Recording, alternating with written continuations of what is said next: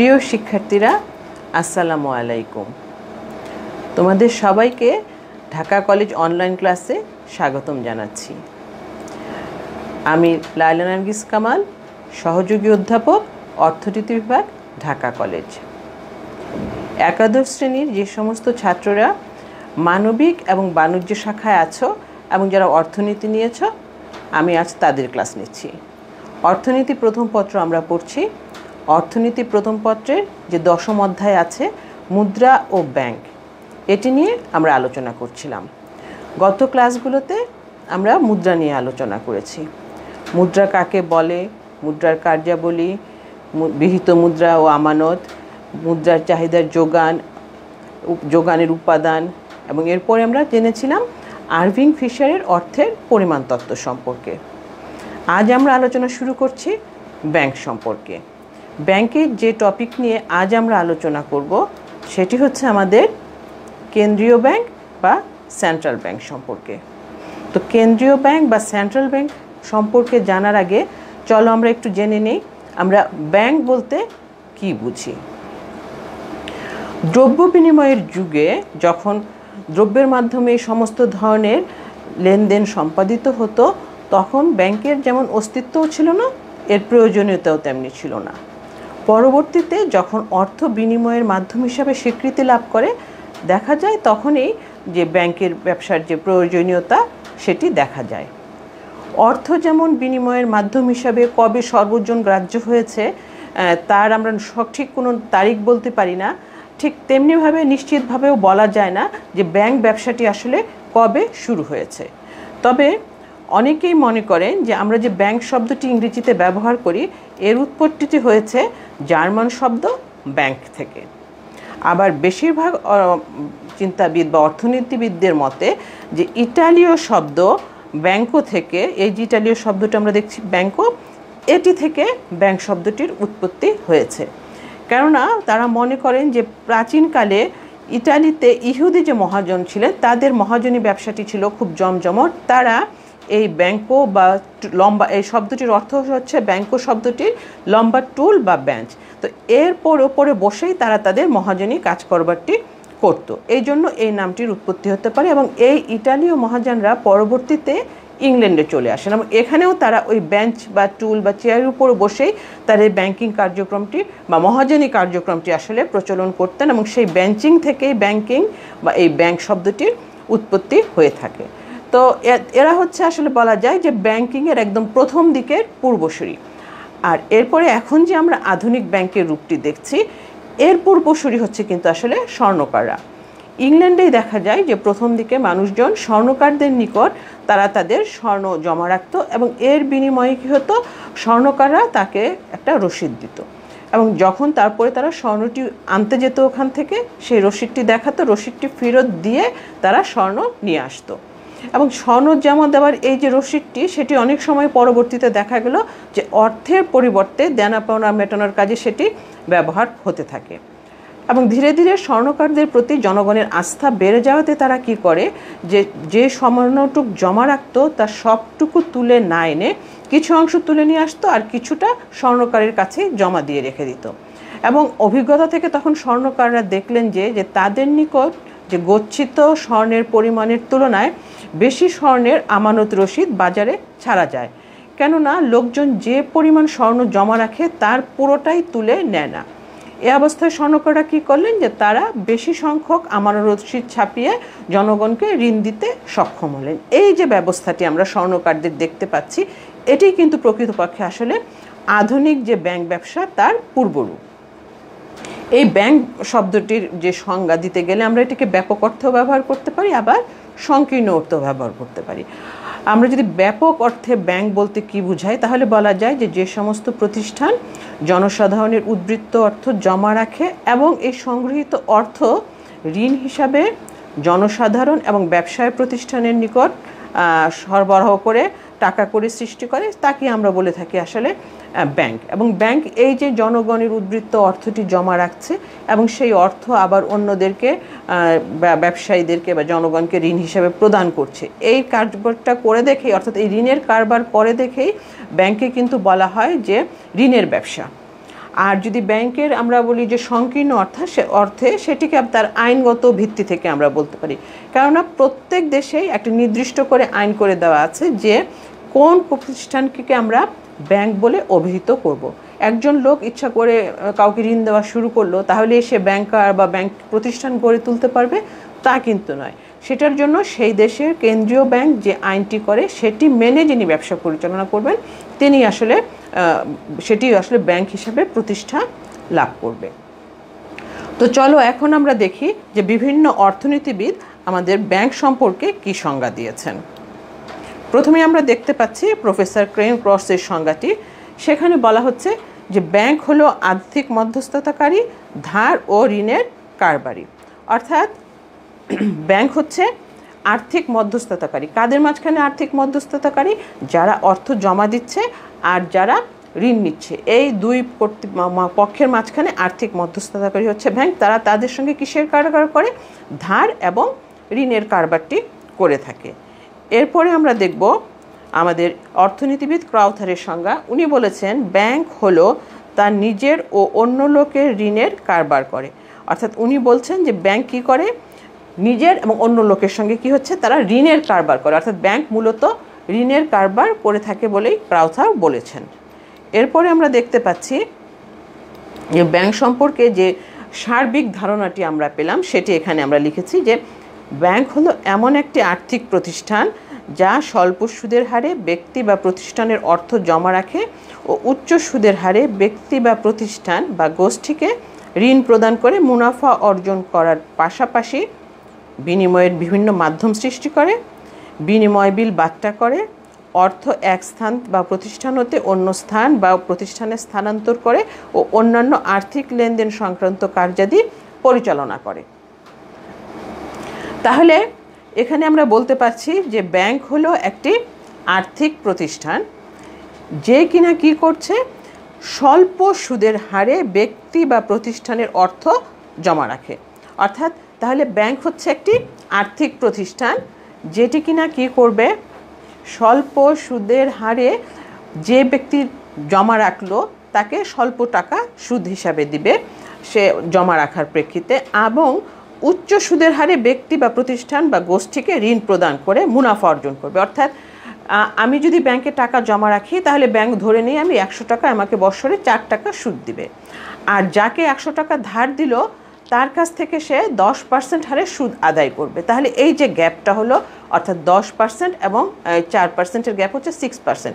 এই 6%ই হচ্ছে কিন্তু ব্যাংকের মুনাফা। এটি হচ্ছে ব্যাংকের একটা কার্যক্রমের মাধ্যমে বলতে পারি যে এটি একটি অবস্থা।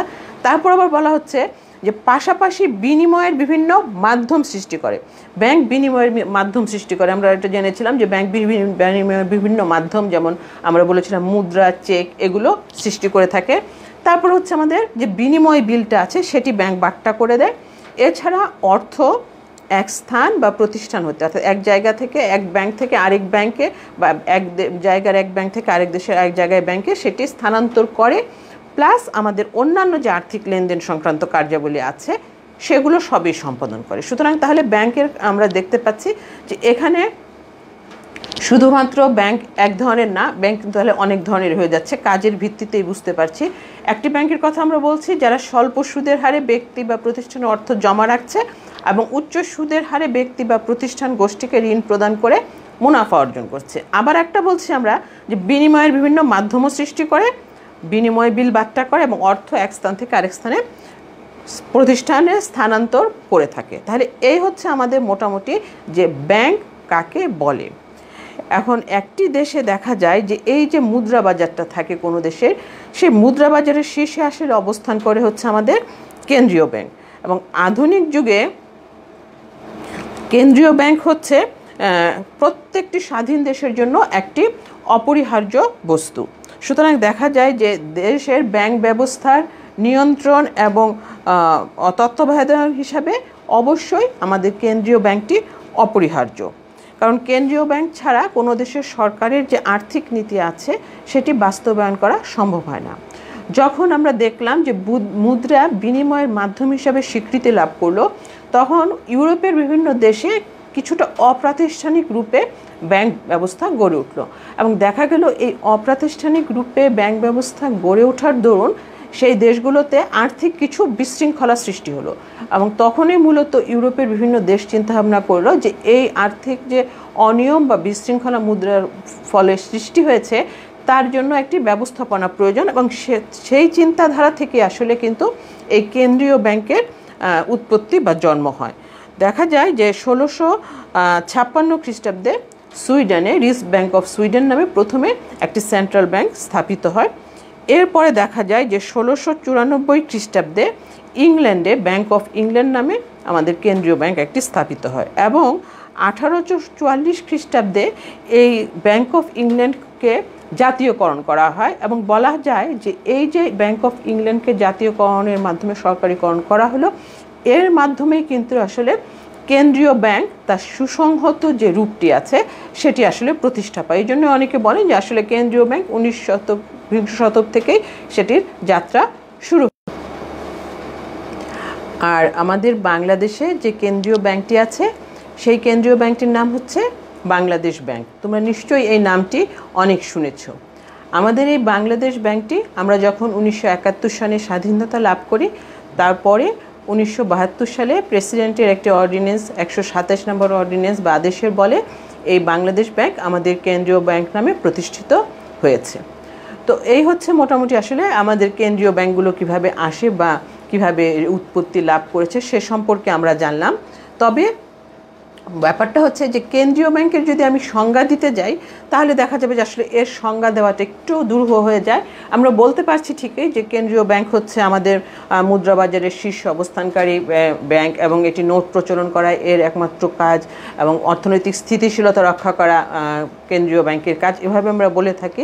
তো দেখা যায় আসলে কেন্দ্রীয় ব্যাংকের যদি আমরা সংজ্ঞা দিতে যাই সেক্ষেত্রে কিন্তু কেন্দ্রীয় ব্যাংকের যে কার্যাবলী আছে সেই কার্যাবলীর প্রেক্ষিতেই কিন্তু এর সংজ্ঞাগুলো হয়ে থাকে। সুতরাং প্রথমে আমরা কেন্দ্রীয় ব্যাংকের চলো কিছু সংজ্ঞা দেখি। আমরা কেন্দ্রীয় ব্যাংকের সংজ্ঞায় দেখতে পাচ্ছি প্রথমেই আছে আমাদের ডি ককের দেওয়া সংজ্ঞা। কেন্দ্রীয় ব্যাংকের প্রধান লক্ষ্য হলো জনস্বার্থে কাজ করে দেশের সার্বিক অর্থনৈতিক কল্যাণ সাধন করা, মুনাফা অর্জন নয়। তাহলে এখানে দেখো ডি ককের যে সংজ্ঞাটি আমরা দেখতে পাচ্ছি সেখানে প্রথমেই বলা হচ্ছে যে কেন্দ্রীয় ব্যাংকের প্রধান লক্ষ্য হচ্ছে জনস্বার্থে কাজ করে দেশের সার্বিক অর্থনৈতিক কল্যাণ সাধন করা। তাহলে কেন্দ্রীয় ব্যাংক যেটি হবে সেটি কি হবে প্রধান লক্ষ্য? তার প্রধান লক্ষ্য হচ্ছে দেশের জনস্বার্থে সেই ব্যাংকটি কাজ করবে এবং কি ধরনের কাজ করবে? সার্বিক অর্থনৈতিক কল্যাণ সে এখানে সাধন করবে। অর্থনীতির যে কল্যাণকর ব্যবস্থাগুলো আছে সেগুলোই এখানে কাজ করবে, মুনাফা অর্জন নয়। অর্থাৎ এটি খুব ভালো করে খেয়াল করো যে কেন্দ্রীয় ব্যাংকের কাজ কিন্তু কোনো অবস্থায় মুনাফা অর্জন করা নাই, বরঞ্চ কেন্দ্রীয় ব্যাংকের কাজ হচ্ছে দেশের অর্থনৈতিক কল্যাণ সাধন করা। এটি হচ্ছে আমাদের ডি ককের সংজ্ঞা। এরপরে আমরা দেখতে পাচ্ছি প্রফেসর আর.পি. কেন্টের সংজ্ঞাটি। উনি বলেছেন কেন্দ্রীয় ব্যাংক হলো সার্বিক কল্যাণ সাধনের উদ্দেশ্যে দেশের মুদ্রা সরবরাহ নিয়ন্ত্রণের দায়িত্বপ্রাপ্ত একটি প্রতিষ্ঠান। উনিও কিন্তু আমাদের ডি ককের সঙ্গে একটি বিষয়ে একমত হয়েছেন, সেটি হচ্ছে সার্বিক কল্যাণ সাধনের উদ্দেশ্যে কি করবে, অর্থাৎ সার্বিক কল্যাণটি এখানে থাকবেই, সেই জন্য সে কি করবে? মুদ্রা সরবরাহ নিয়ন্ত্রণ করবে। অর্থাৎ একটি দেশে কি পরিমাণ মুদ্রা সরবরাহ করা হবে, বেশি পরিমাণে না কম পরিমাণে, সেটি নিয়ন্ত্রণের দায়িত্বপ্রাপ্ত প্রতিষ্ঠানই হচ্ছে কেন্দ্রীয় ব্যাংক। এবং সে কেন এই মুদ্রা নিয়ন্ত্রণটি করবে? এটি করবেই হচ্ছে দেশের সার্বিক কল্যাণ করার জন্য। এরপরে আমরা দেখতে পাচ্ছি প্রফেসর হর্টের সংজ্ঞা। তিনি বলেছেন কেন্দ্রীয় ব্যাংক হলো ঋণদানের সর্বশেষ আশ্রয়স্থল। অর্থাৎ কেন্দ্রীয় ব্যাংক আমাদের যে বাণিজ্যিক ব্যাংকগুলো আছে কোনো দেশে, সেই বাণিজ্যিক ব্যাংকগুলো কিন্তু সবগুলো কেন্দ্রীয় ব্যাংকেরই অধিভুক্ত থাকে। তো দেখা যায় যে কখনো কখনো এই বাণিজ্যিক ব্যাংকগুলো বিভিন্ন কারণে আর্থিক সমস্যায় পড়ে এবং এই আর্থিক সমস্যা থেকে উত্তরণের জন্য তারা তখন এই কেন্দ্রীয় ব্যাংকের দ্বারস্থ হয় এবং সেখান থেকে তারা ঋণ গ্রহণ করে, কেন্দ্রীয় ব্যাংক বিনিময় বিল বাট্টা করে কিংবা ঋণপত্র ক্রয় করে তাদেরকে ঋণ দিয়ে থাকে। এই জন্য উনি বলেছেন যে কেন্দ্রীয় ব্যাংক হলো ঋণ দানের সর্বশেষ আশ্রয়স্থল। এরপরে আমরা দেখতে পাচ্ছি অর্থনীতিবিদ আমাদের ভেরা স্মিথের সংজ্ঞাটি। উনি বলেছেন কেন্দ্রীয় ব্যাংক হলো এরূপ একটি ব্যাংক ব্যবস্থা যাতে একক ব্যাংক হিসাবে নোট প্রচলনের সম্পূর্ণ একচেটিয়া অধিকর্তা। এটি কথাটি কিন্তু তোমাদের খুব ভালো করে মনে রাখতে হবে যে একটি দেশে কেন্দ্রীয় ব্যাংকই হচ্ছে নোট প্রচলনের একক ব্যাংক, এবং কেন্দ্রীয় ব্যাংক শুধুমাত্র ব্যাংক হিসাবে শুধুমাত্র কেন্দ্রীয় ব্যাংকে কোনো দেশে নোট প্রচলন করতে পারে। সেজন্য উনি বলেছেন এভাবে, এমন একটি ব্যাংক ব্যবস্থা যাতে একক ব্যাংক হিসাবে নোট প্রচলনের সম্পূর্ণ একচেটিয়া অধিকর্তা, অর্থাৎ নোট প্রচলনের ব্যাংক হিসাবেই একমাত্র স্বীকৃতকারী ব্যাংক যদি কোনোটি থাকে সেটি হচ্ছে কেন্দ্রীয় ব্যাংক, এবং সেটিই একমাত্র কোনো দেশের নোট এবং ধাতব মুদ্রা যেগুলো আছে, নোটগুলো সেগুলো আছে, তারা প্রচলন করতে পারে।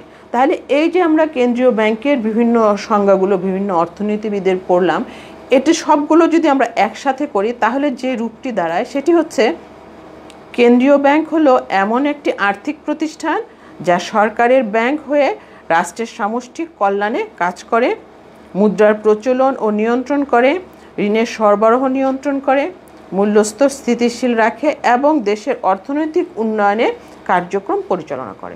তাহলে দেখো কেন্দ্রীয় ব্যাংকের সংজ্ঞাটি তাহলে কি দাঁড়ালো? প্রথমত এটি একটি আর্থিক প্রতিষ্ঠান, এটা আমাদের অবশ্যই মনে রাখতে হবে। যা কার ব্যাংক? এটি হচ্ছে সরকারের ব্যাংক। কেন্দ্রীয় ব্যাংক অবশ্যই যে কোনো একটি দেশের সরকারের ব্যাংক, এবং সরকারের ব্যাংক হয়ে সে কী কাজ করে? সরকারের ব্যাংক হয়ে সে রাষ্ট্রের সামষ্টিক কল্যাণে কাজ করে। রাষ্ট্রের সামগ্রিক এবং সামষ্টিক কল্যাণে সরকারের ব্যাংক হিসেবে যে আর্থিক প্রতিষ্ঠানটি কাজ করে সেটি হচ্ছে তাহলে কেন্দ্রীয় ব্যাংক। তা সে আর কি কি করে? সে মুদ্রার প্রচলন করে। আমরা যেটা জানলাম যে মুদ্রা প্রচলনের একমাত্র অধিকারপ্রাপ্ত ব্যাংকই হলো কেন্দ্রীয় ব্যাংক। সুতরাং এই যে বললাম যে মুদ্রার প্রচলন করে এবং নিয়ন্ত্রণ করে, অর্থাৎ কী পরিমাণ মুদ্রা বাজারে ছাড়া হবে, বেশি না কম, সেটি নিয়ন্ত্রণ করার কাজটিও কিন্তু এই কেন্দ্রীয় ব্যাংকের। এরপরে বলা হচ্ছে ঋণের সরবরাহ নিয়ন্ত্রণ করে। কেন্দ্রীয় ব্যাংকের অধীনস্থ যে বাণিজ্যিক ব্যাংকগুলো আছে সেই বাণিজ্যিক ব্যাংকগুলো কিন্তু আসলে ঋণ সৃষ্টি করে এবং ঋণ প্রদান করে থাকে। এখন যদি বাণিজ্যিক ব্যাংকগুলো অধিক মুনাফার আশায় দেখা যায় যে অতিরিক্ত ঋণ দিয়ে দেয়, তাহলে কিন্তু দেশের অর্থনীতিতে মুদ্রাস্ফীতি দেখা দিতে পারে। আবার কখনো কখনো যদি বাণিজ্যিক ব্যাংকগুলো প্রয়োজনের চেয়ে কম ঋণ দেয়, তাহলে কিন্তু সেক্ষেত্রে দেখা যায় যে মুদ্রা সংকোচনের সমস্যাটিও দেখা দিতে পারে। এইরকম পরিস্থিতি যাতে না হয়, অর্থাৎ মুদ্রাস্ফীতি, মুদ্রা সংকোচন এই ধরনের অবস্থা যাতে না হয়, সেই জন্য ঋণের নিয়ন্ত্রণ, ঋণের সরবরাহ বেশি হবে না কম হবে, সেইগুলো নিয়ন্ত্রণ করে হচ্ছে কেন্দ্রীয় ব্যাংক। কেন্দ্রীয় ব্যাংকের বিভিন্ন ধরনের টুলস বা হাতিয়ার আছে, সেগুলো আমরা পরে আস্তে আস্তে জানবো। সেগুলোর মাধ্যমে সেই ঋণের সরবরাহটি নিয়ন্ত্রণ করে থাকে এবং মূল্যস্তর স্থিতিশীল রাখে। কোনো দেশের যে মূল্যস্তরটি আছে সেটি স্থিতিশীল রাখার ক্ষেত্রেও কেন্দ্রীয় ব্যাংক ভূমিকা রাখে, এবং এর মাধ্যমে অর্থাৎ এই যে আমাদের মুদ্রার প্রচলন করা, ঋণের নিয়ন্ত্রণ করা, মুদ্রার নিয়ন্ত্রণ করা, মূল্যস্তর স্থিতিশীল রাখা, এর মাধ্যমে সে কী করে? দেশের অর্থনৈতিক উন্নয়নের যে কার্যক্রমটা আছে সামগ্রিকভাবে সেগুলোই পরিচালনা করে থাকে। তাহলে এই হচ্ছে আমাদের কেন্দ্রীয় ব্যাংক। দেশের আমরা বলতে পারি যে মুদ্রা বাজারের শীর্ষে অবস্থানকারী এই ব্যাংক, যেটি কিনা প্রত্যেক দেশের স্বাধীন দেশে একটি করে থাকে এবং এটি খুবই প্রয়োজনীয় একটি ব্যাংক সেই দেশের আর্থিক ব্যবস্থা পরিচালনা করার জন্য এবং অর্থনৈতিক অবস্থা স্থিতিশীল রাখার জন্য অবশ্যই কেন্দ্রীয় ব্যাংক গুরুত্বপূর্ণ ভূমিকা রাখে। এবং আমরা বললাম যে আমাদের দেশের কেন্দ্রীয় ব্যাংকের নাম হচ্ছে বাংলাদেশ ব্যাংক, এটি মনে রাখবে। আমাদের পার্শ্ববর্তী দেশ ইন্ডিয়ার ব্যাংকের নাম, কেন্দ্রীয় ব্যাংকের নাম হচ্ছে স্টেট ব্যাংক অফ ইন্ডিয়া। আর বিশ্বের বিভিন্ন দেশে এরকম দেখা যায় প্রতি দেশেই একটি করে আমার কেন্দ্রীয় ব্যাংক থাকে। তো কেন্দ্রীয় ব্যাংকের যে সংজ্ঞা আমরা পড়লাম সেখান থেকে কিন্তু আমরা কেন্দ্রীয় ব্যাংকের বিভিন্ন কার্যাবলী সম্পর্কে বুঝতে পেরেছি। চলো এবার তাহলে এই কেন্দ্রীয় ব্যাংকের যে কাজ সেটি আমরা একটু বিস্তারিতভাবে জানি। কেন্দ্রীয় ব্যাংকের যে সামগ্রিক কার্যাবলী আমরা যদি তাকে একটু ভাগে ভাগে সাজিয়ে দেখাই, তাহলে আমরা 5টি ভাগে এটাকে ভাগ করতে পারি। প্রথমে আমরা দেখব যেটি রয়েছে সেটি হচ্ছে সাধারণ কার্যাবলী কেন্দ্রীয় ব্যাংকের। তারপরে রয়েছে আমাদের যে সরকারের ব্যাংক হিসাবে কেন্দ্রীয় ব্যাংক কি কাজ করে থাকে। তারপরে আসছে হচ্ছে আমাদের যে অন্যান্য যে ব্যাংকগুলো থাকে তাদের ব্যাংকার হিসেবে কেন্দ্রীয় ব্যাংক কীভাবে কাজ করে। তারপরে আসছে আমাদের কিছু উন্নয়নমূলক কাজ করে কেন্দ্রীয় ব্যাংক, এবং এছাড়াও আছে অন্যান্য। অর্থাৎ আমরা তাহলে কেন্দ্রীয় ব্যাংকের কার্যাবলীকে 5টি ভাগে ভাগ করেছি এখানে বুঝিয়ে বলার স্বার্থে। সেটি হচ্ছে সাধারণ কার্যাবলী, সরকারের ব্যাংক হিসেবে কার্যাবলী, অন্যান্য ব্যাংকের ব্যাংকার হিসেবে কার্যাবলী, উন্নয়নমূলক কার্যাবলী এবং আরও অন্যান্য কিছু কার্যাবলী আছে। তো প্রথমেই আমরা দেখব যে এই কেন্দ্রীয় ব্যাংকের সাধারণ কার্যাবলীগুলো কী কী। কেন্দ্রীয় ব্যাংকের সাধারণ কার্যাবলীর মধ্যে প্রথমেই আমরা দেখতে পাচ্ছি নোট ও ধাতব মুদ্রা প্রচলন। কেন্দ্রীয় ব্যাংকের অন্যতম প্রধান কাজই হচ্ছে দেশের জনগণ এবং ব্যবসা বাণিজ্যের প্রয়োজন অনুযায়ী নোট এবং ধাতব মুদ্রা প্রচলন করা। এটা হচ্ছে একটি দেশের কেন্দ্রীয় ব্যাংকের একচেটিয়া অধিকার, অর্থাৎ কোনো দেশের শুধুমাত্র কেন্দ্রীয় ব্যাংকেই ব্যাংক হিসাবে নোট এবং মুদ্রা প্রচলন করতে পারে। এবং যখন এই নোট বা মুদ্রা প্রচলন করতে যায় তখন নোট বা মুদ্রা প্রচলন করতে গিয়ে যে পরিমাণ নোট প্রচলন করছে তার বিপরীতে একটি নির্দিষ্ট শতাংশ পরিমাণ স্বর্ণ, রৌপ্য কিংবা বৈদেশিক মুদ্রা জমা রেখে রিজার্ভ রেখে সেই নোট বা ধাতব মুদ্রা প্রচলন করে। তাহলে এই কেন্দ্রীয় ব্যাংকের কার্যাবলীর মাঝখানে অন্যতম প্রধান বৈশিষ্ট্য হিসাবে আমরা বলি বা অন্যতম প্রধান কাজ হিসাবে বলি, এটা আমাদের অবশ্যই মনে রাখতে হবে যে অন্যান্য ব্যাংক থেকে ব্যতিক্রম কেন কেন্দ্রীয় ব্যাংক, সেটিও যদি আমরা মনে করতে চাই তাহলেও মনে রাখতে হবে যে কেন্দ্রীয় ব্যাংকেই কোনো দেশে শুধুমাত্র নোট এবং ধাতব মুদ্রা যেটি আছে সেটি প্রচলন করতে পারে। আচ্ছা, তাহলে দেখা যাচ্ছে এটি হলো প্রথম কাজ। দ্বিতীয় কাজটি কি? মুদ্রার মান সংরক্ষণ করে। এই যে ব্যাংকটি অর্থাৎ কেন্দ্রীয় ব্যাংক কী করে? মুদ্রার যোগানের হ্রাস বৃদ্ধি অর্থাৎ মুদ্রার যোগান একবার বাড়িয়ে একবার কমিয়ে দেশের যে মুদ্রার মান অর্থাৎ যে ক্রয় ক্ষমতা সেটি কিন্তু তারা সংরক্ষণ করে থাকে। এবং এর সঙ্গে সঙ্গে দেখা যায় যে বিনিময় হার যেটি আছে সেটিও কিন্তু নিয়ন্ত্রণ করে এবং এর মাধ্যমে দেখা যায় যে আমাদের আন্তর্জাতিক যে বাজারটি আছে সেই আন্তর্জাতিক বাজারে দেশীয় মুদ্রার যে মানটি আছে সেটি সংরক্ষণ করে থাকে কে? কেন্দ্রীয় ব্যাংক। অর্থাৎ আমাদের মুদ্রার মান সংরক্ষণের কাজটিও এই কেন্দ্রীয় ব্যাংকের সাধারণ কার্যাবলীর অন্তর্ভুক্ত। তৃতীয় আমরা দেখতে পাচ্ছি ঋণ নিয়ন্ত্রণ করা। ঋণ নিয়ন্ত্রণ করা কেন্দ্রীয় ব্যাংকের একটি অত্যন্ত গুরুত্বপূর্ণ কাজ।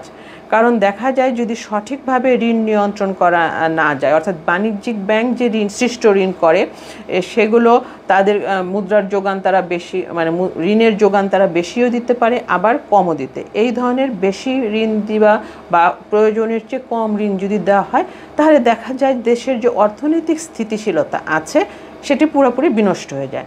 সেই স্থিতিশীলতা রক্ষা করার জন্য কেন্দ্রীয় ব্যাংক ঋণ নিয়ন্ত্রণ করে এবং ঋণ নিয়ন্ত্রণ করার জন্য ব্যাংক তার কিছু টুলস বা হাতিয়ার ব্যবহার করে থাকে। যেমন আমরা বলতে পারি ব্যাংক হার পরিবর্তন নীতি, তারপর খোলা বাজার নীতি, ব্যাংক জমার হার পরিবর্তন নীতি, ঋণের বরাদ্দ কর নীতি, এই যে বিভিন্ন নীতিগুলো আছে সেগুলোর মাধ্যমে কেন্দ্রীয় ব্যাংক এই যে ঋণের নিয়ন্ত্রণটি আছে সেটি করে থাকে।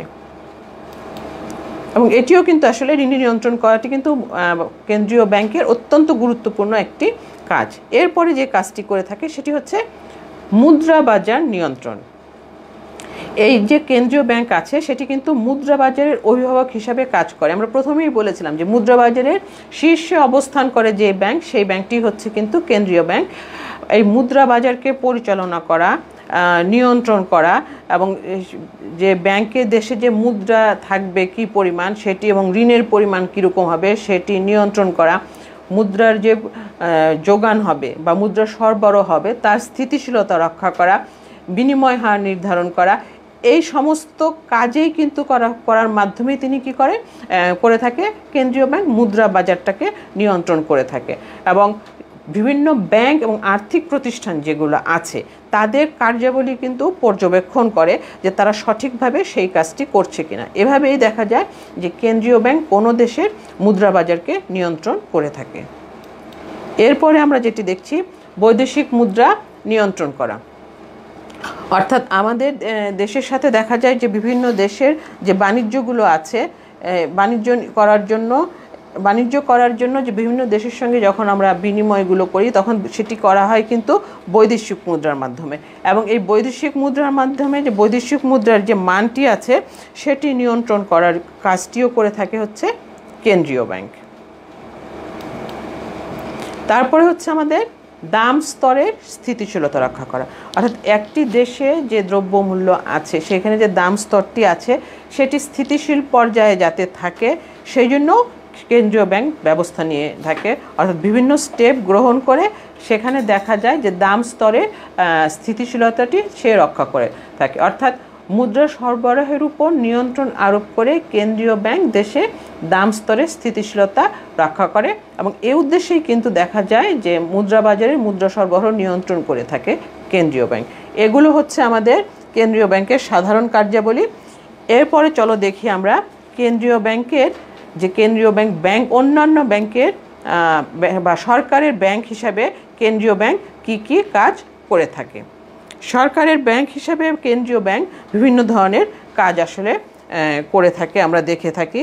কেন্দ্রীয় ব্যাংক প্রথম যে কাজটি করে থাকে সেটা হচ্ছে সরকারের তহবিল সংরক্ষণ করা।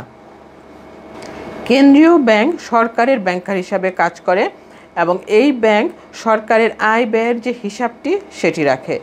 সরকারের যে আয় সেটি কেন্দ্রীয় ব্যাংকে জমা থাকে এবং এভাবে দেখা যায় যে সরকারের যে তহবিল আছে সেটি কেন্দ্রীয় ব্যাংক সংরক্ষণ করে থাকে।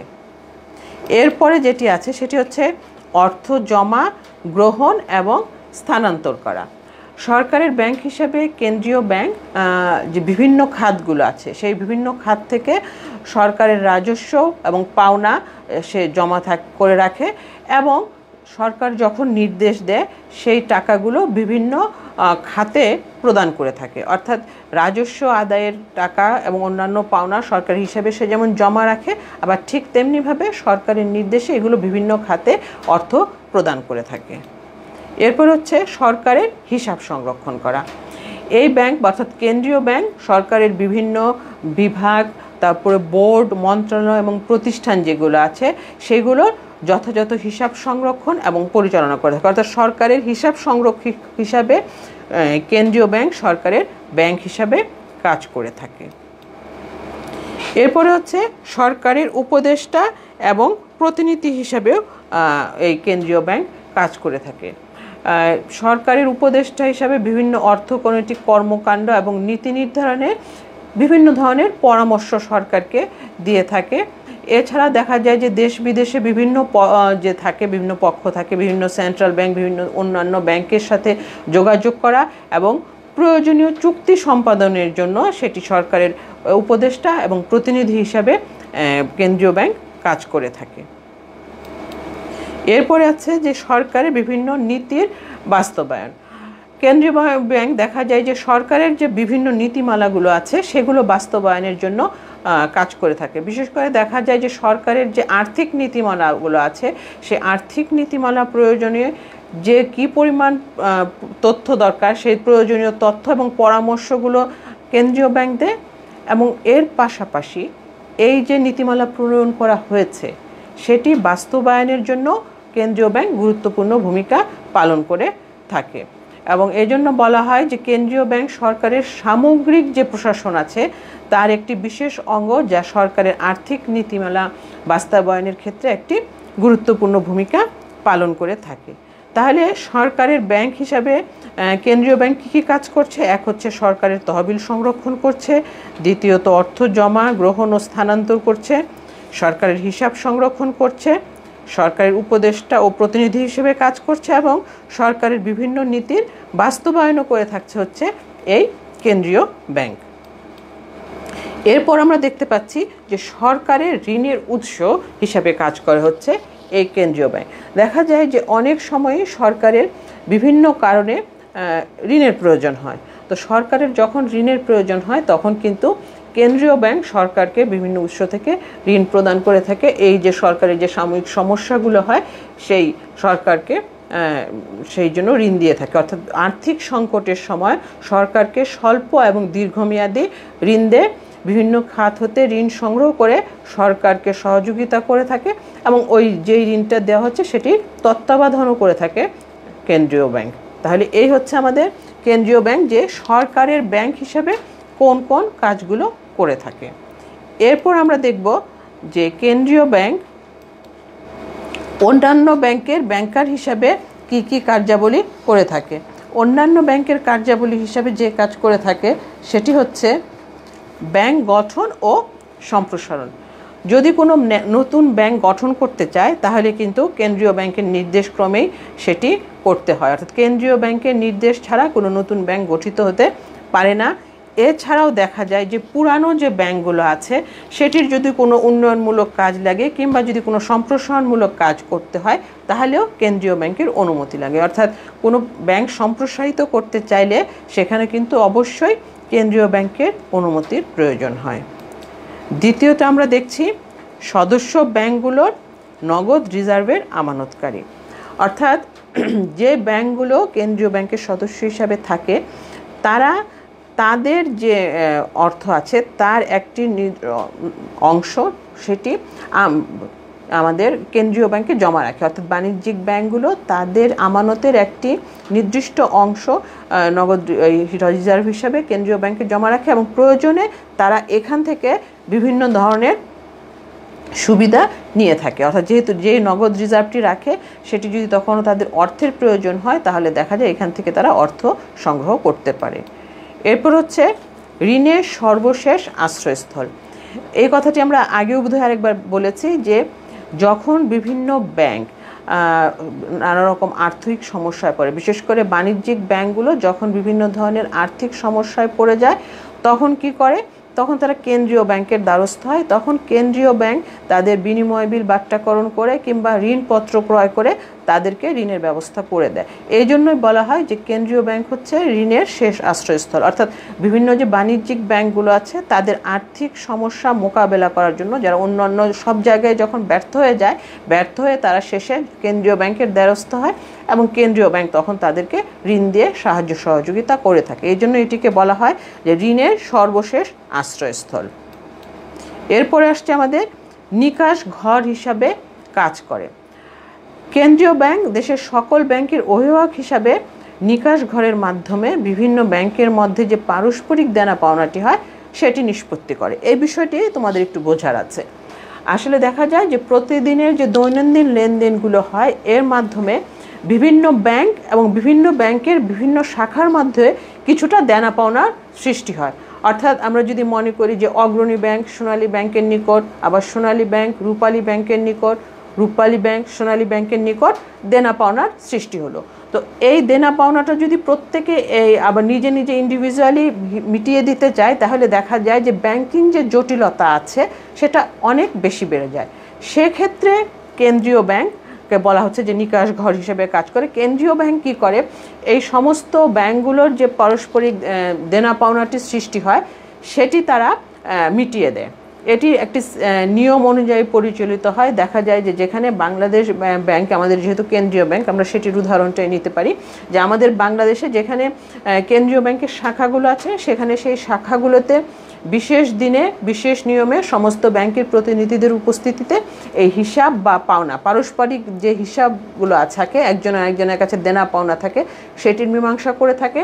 আর যে সমস্ত জায়গায় কেন্দ্রীয় ব্যাংকের শাখা থাকে না সেখানে দেখা যায় যে সোনালী ব্যাংক বাংলাদেশ ব্যাংকের পক্ষে এই কাজটি করে থাকে। তাহলে নিকাশ ঘর বিষয়টা তোমরা নিশ্চয়ই বুঝতে পেরেছ। নিকাশ ঘরটি হচ্ছে এমন একটি স্থান যেটি কেন্দ্রীয় ব্যাংকের অধীনে পরিচালিত হচ্ছে, কেন্দ্রীয় ব্যাংক পরিচালনা করে। সেখানে প্রত্যেক দিনের দেনা পাওনার ক্ষেত্রে বিভিন্ন ব্যাংকের কাছে যে অর্থ পাওনা দেনা হয় সেটির মীমাংসা করে লেনদেনের নিষ্পত্তি ঘটিয়ে দেয়। এই জন্য এটিকে বলা হয় নিকাশ ঘর এবং কেন্দ্রীয় ব্যাংক এই নিকাশ ঘর হিসেবে কাজ করে থাকে।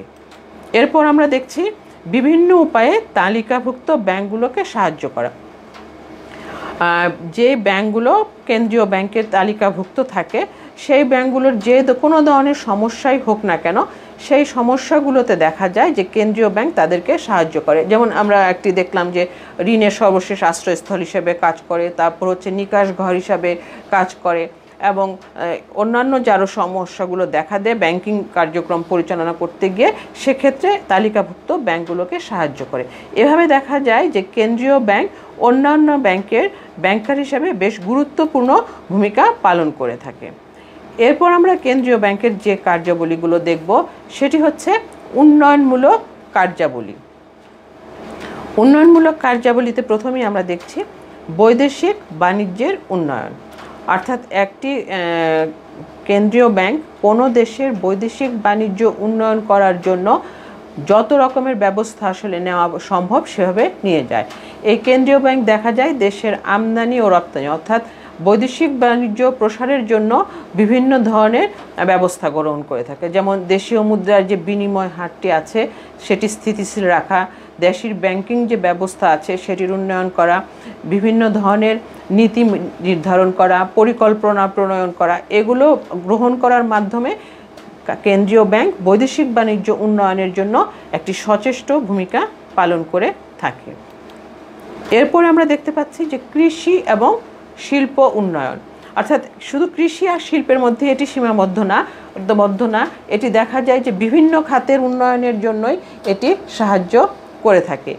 এই ব্যাংক দেখা যায় যে আমাদের কৃষি, শিল্প, সেবা ও বিভিন্ন প্রতিষ্ঠান যেমন কৃষি ব্যাংক, শিল্প ব্যাংক, বিনিয়োগ ব্যাংক, এইগুলি যে ব্যাংকগুলো আছে সেগুলোতে প্রয়োজনীয় সহায়তা প্রদান করে এবং এর মাধ্যমে সামগ্রিক যে উন্নয়ন সেটার ক্ষেত্রে একটি অবদান রাখে। অর্থাৎ কৃষি এবং শিল্প উন্নয়নের পাশাপাশি বিনিয়োগ সহ অন্যান্য ক্ষেত্রেও কিন্তু আমাদের কেন্দ্রীয় ব্যাংক ভূমিকা রাখে। অর্থাৎ এই যে কৃষি এবং শিল্প সংক্রান্ত যে আমাদের বিশেষায়িত ব্যাংকগুলো আছে, যেমন কৃষি ব্যাংক, শিল্প ব্যাংক, বিনিয়োগ ব্যাংক, এগুলোকে উন্নত করে প্রয়োজনীয় সহায়তা দেয় এবং এর মাধ্যমে কৃষি ও শিল্পায়নে সাহায্য করে থাকে। এরপর হচ্ছে যে আর্থিক পরিকল্পনার মান উন্নয়ন করা।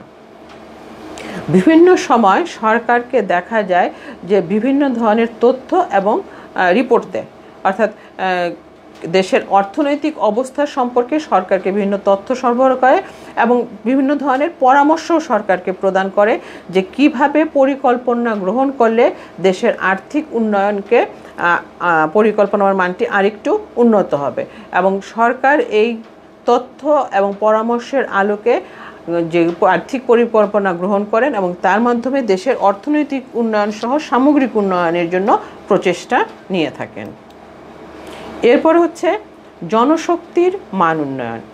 কেন্দ্রীয় ব্যাংক দেখা যায় যে তার অধিভুক্ত যে বিভিন্ন ব্যাংকের গুলো আছে তাতে যে জনশক্তি নিয়োজিত আছে তাদেরকে মান উন্নয়নের জন্য চেষ্টা করে, অর্থাৎ তাদের মান উন্নয়ন করার জন্য বিভিন্ন প্রশিক্ষণ কর্মসূচি গ্রহণ করে এবং তা বাস্তবায়ন করে এবং এর মাধ্যমে দেখা যায় যে এখানে কর্মরত যে জনশক্তিটি আছে তাদের মান উন্নয়ন হয় এবং তাদের মান উন্নত হওয়ার ফলে আমাদের ব্যাংকিং কার্যাবলীর গতিটা যেটা আছে সেটি কিন্তু অনেক বৃদ্ধি পায়। এরপর আমরা দেখব কেন্দ্রীয় ব্যাংকের শেষ যে কার্যাবলী সেটি হচ্ছে আমাদের অন্যান্য কার্যাবলী। অন্যান্য কার্যাবলীর মধ্যে প্রথমেই রয়েছে তথ্য সংগ্রহ ও গবেষণা করা। কেন্দ্রীয় ব্যাংক আমরা বলেছি যে সরকারের যখন বিভিন্ন আর্থিক নীতি প্রণয়ন হয় তখন কিন্তু বিভিন্ন ধরনের তথ্য সরবরাহ করে থাকে।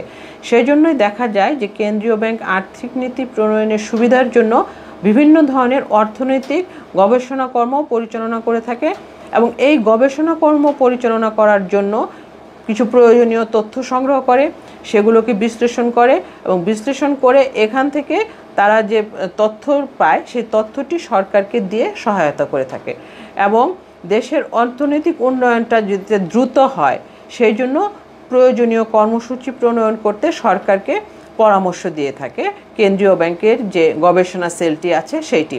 সুতরাং কেন্দ্রীয় ব্যাংকের গবেষণা সেলের অন্যতম প্রধান কাজটি হচ্ছে গবেষণা পরিচালনা করা অর্থনৈতিক সংক্রান্ত এবং সেখান থেকে গবেষণা পরিচালনা করতে গিয়ে তারা কিছু তথ্য সংগ্রহ করে।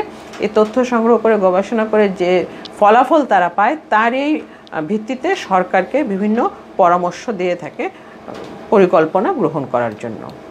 এরপর আমরা দেখতে পাচ্ছি রিপোর্ট তৈরি এবং প্রকাশ।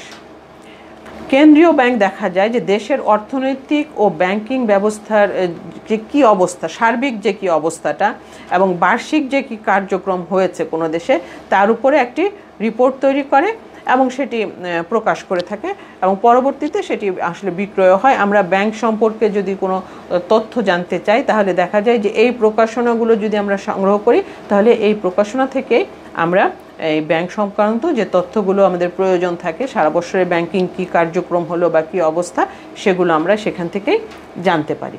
তাহলে এই হলো আসলে মোটামুটিভাবে আমাদের কেন্দ্রীয় ব্যাংকের কার্যাবলী। তাহলে আমরা দেখলাম যে কেন্দ্রীয় ব্যাংকের আসলে বেশ গুরুত্বপূর্ণ এবং অনেক প্রয়োজনীয় কার্যাবলী রয়েছে। সেগুলো আমাদের সাধারণ কার্যাবলী হোক কিংবা সরকারের ব্যাংক হিসাবে, অন্যান্য ব্যাংকের ব্যাংকার হিসাবে, তারপর হচ্ছে অন্যান্য কার্যাবলী দেখলাম, উন্নয়নমূলক কার্যাবলীও দেখলাম। এই সবগুলো আমাদের দেশের আসলে অর্থনৈতিক উন্নয়নের জন্য অত্যন্ত গুরুত্বপূর্ণ। এবং এই যে আমি কার্যাবলীগুলো তোমাদের আজকে পড়িয়েছি এর মাঝখানে কয়েকটি বেশ গুরুত্বপূর্ণ, যেমন আমরা একটি বলেছি ঋণদানের শেষ আশ্রয়স্থল, তারপর হচ্ছে নিকাশ ঘর হিসাবে কাজ করে।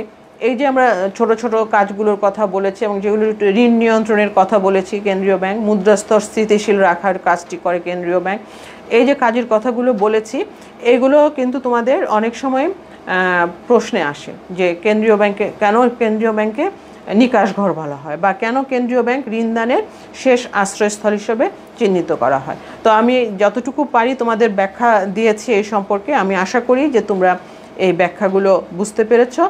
আর তার পরবর্তীতে তোমাদের বই তো অবশ্যই আছে, তোমরা সেখান থেকেও এই সম্পর্কে জানতে পারবে। তো এই হচ্ছে আজকে আমাদের ক্লাসের যে বিষয়টা ছিল, সেটি হচ্ছে কেন্দ্রীয় ব্যাংক। আমরা কেন্দ্রীয় ব্যাংকের যে কী কাজ সেই সম্পর্কে আজকের ক্লাসে জানলাম। আমরা পরবর্তী ক্লাসে কেন্দ্রীয় ব্যাংক সম্পর্কে অন্যান্য যে টপিকগুলো আছে সেগুলো সম্পর্কে জানব। তো যারা এতক্ষণ আমার ক্লাসটি দেখেছো তাদের সবাইকে আন্তরিক ধন্যবাদ জানিয়ে আমি আমার ক্লাস এখানেই শেষ করছি। তোমরা সবাই সাবধানে থাকবে, নিরাপদে থাকবে এবং অবশ্যই যখন বাইরে যাবে মাস্ক ব্যবহার করবে। সবাইকে আবারও ধন্যবাদ। আল্লাহ হাফেজ।